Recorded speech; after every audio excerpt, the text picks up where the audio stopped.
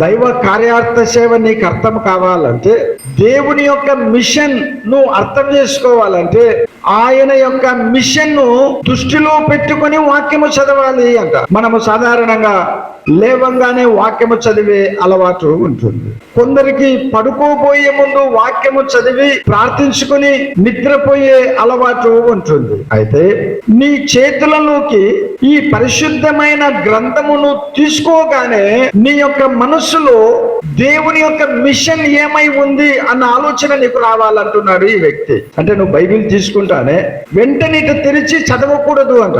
Bible తీయంగానే నీ ఆలోచన దైవికమైన ఆలోచనలోకి మార్చుకోగలగాలి. అప్పుడు దేవుడు నీ పట్ల తన మిషన్ ఏ విధమైన అభిప్రాయములతో నిన్ను ఈ లోకములో కొనసాగించుకోవడానికి ఇష్టపడుతున్నాడో, తన దైవ కార్యార్థ సేవలో నిన్ను ఏ విధంగా వాడుకోవడానికి లేక నీ ద్వారా ఏ విధమైన పరిచర్య జరిగించాలని ఇష్టపడుతున్నాడో, అలాంటి దానిని దృష్టిలో పెట్టుకొని వాక్యము చదవగలిగితే అప్పుడు దేవుడు మీతో మాట్లాడతాడు. కానీ మనము ఒక న్యూస్ పేపర్ చదివినట్లుగా బైబిల్ చదివేస్తాం. న్యూస్ పేపర్ చదువుతాము, దాన్ని మడిచి మళ్ళీ గూట్లో పెడతాం. ఇంకా దాని గురించి ఏమి పెద్దగా మనము ఎక్కడ ఆలోచించాం. ఏదైనా అవసరమైతే దానిలో ఉన్న వార్తలను కొంచెం జ్ఞాపకం చేసుకుంటాం. లేక ఒక పుస్తకము చదువుతాం, మనం మళ్ళీ మూసి పెడతాం. ఆ విధంగా చదవకూడదంట బైబిల్.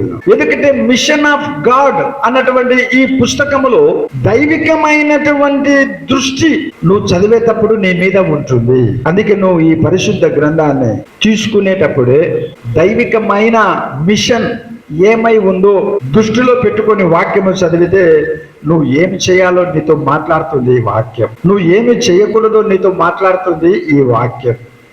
నువ్వు ఎలా జీవించాలో నీతో మాట్లాడుతుంది ఈ వాక్యం. కానీ మనం దేవుని మిషన్ దృష్టిలో పెట్టుకొని వాక్యము చదవము కాబట్టి, వాక్యాన్ని వాక్యము రీతిగా అర్థవంతంగా మనం చదవము కాబట్టి, మనము చదివినప్పటికీ వాక్యము మనతో మాట్లాడడం లేదు.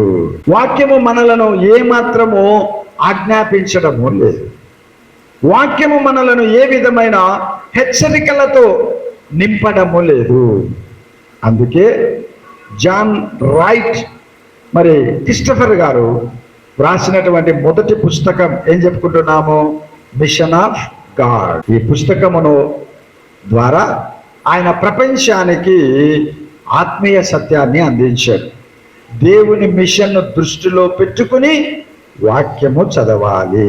కాబట్టి ఈ దినము నుంచి మీరు వాక్యము చదివే ప్రతిసారి మీ పట్ల దేవుని మిషన్ ఏమై ఉంది అనే ఆలోచనలతో బైబిల్ తెరిచి చక్కగా దేవుని వాక్యము చదవాలన్నది దేవుడు మనకిచ్చిన ఈ మొదటి సత్యం.